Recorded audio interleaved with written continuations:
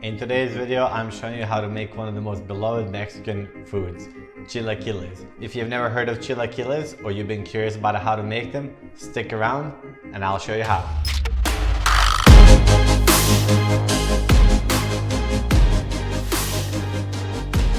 Welcome to Mexican Cooking Academy, where we celebrate Mexican food and Mexican culture and their heritage. For years now, I've been obsessed with Mexico, so in September of 2020, I decided to move here and bring Mexican food to the world. And that's what we're doing today. Today we'll be making chilaquiles. Now chilaquiles are a traditional Mexican dish of tortillas that are lightly toasted and cooked in salsa. Now the name chilaquiles derives from an old Aztec word, and that word is chilaquil. And that's a combination of two old words, chil, which means chile, and the other one is alquil, which means to be inside of something. So the idea here is that tortillas are bathed or put inside of a sauce. Now before we start, if you love Mexican food as much as I do, hit that subscribe button because I'm gonna have new videos coming to you every week. Now let's get started with our recipe. So you have two options for making chilaquiles. One is you can use Totopos, such as the blue corn chips that I have here, or you can use fresh tortillas, whatever you have on hand. And in this case, I have these chili infused red tortillas. If you're using fresh tortillas such as these, you can start by slicing these into quarters. Next, what we want to do is bake these tortillas until they are crisp. I'm just going to go ahead and put them for 10 minutes at the highest possible setting, and that's going to help them crisp really quickly. You just have to be careful to make sure they don't burn.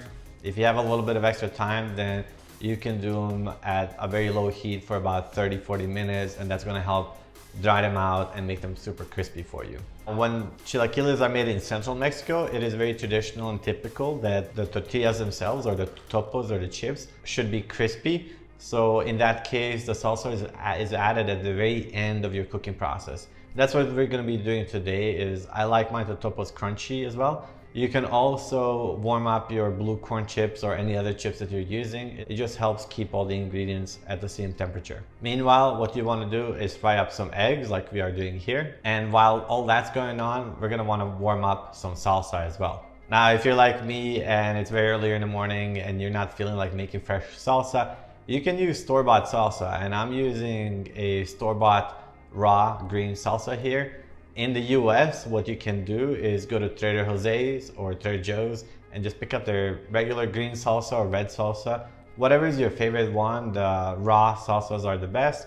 And just warm that up a little bit. Those work really well. And with all the ingredients warmed up, it's time to assemble. Place the crunchy totopos on top of a plate and bathe them in hot salsa. Next, what we want to do is place the egg right on top of the chips. Now, if you have sides such as refried beans that you'd like to use, whether you made them yourself or if you followed my recipe for quick refried beans, this would be a great time to add those in here. Then we add some queso fresco or panela cheese. If you don't have either one of those, you can use feta cheese.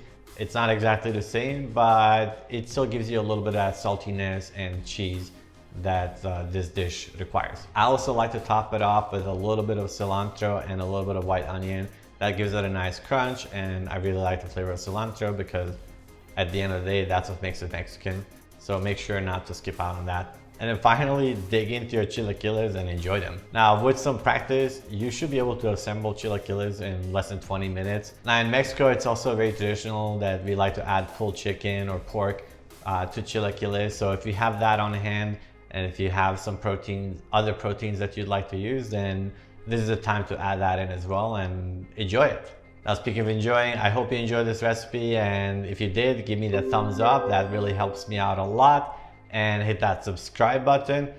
I'm gonna be posting new content every week to this channel, so if you love Mexican food and Mexican culture as much as I do, then you're really gonna enjoy my channel and come back for more content later. If you have any questions about this particular recipe, leave a note down below. I'd love to answer your questions, and I answer all the questions. And if you have any other suggestions, or if you've tried chilaquiles in some other fashion or a different recipe that you liked and that you would love to see me tackle, leave that comment down below. I'd love to give that a try. Until next time, live long and prosper.